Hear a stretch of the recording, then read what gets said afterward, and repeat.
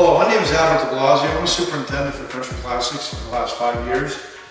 Today we're going to show you how to change the batteries on a smoke detector, carbon monoxide detector. It's very simple. It should be done twice a year.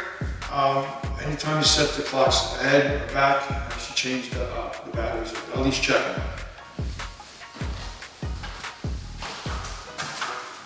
Open the smoke detector, there's a little door right next to it. Open up the little door, and you'll see a 9-volt battery. Pretty much take it out and replace it with another. Once you set it back in, you can test it. The testing's going to work because it's actually plugged in. It's electrified throughout the whole house. They're all connected. If the battery's bad, it'll give you a beeping sound, and you don't want to get to that point because it's going to be very difficult to find. So that's pretty much it.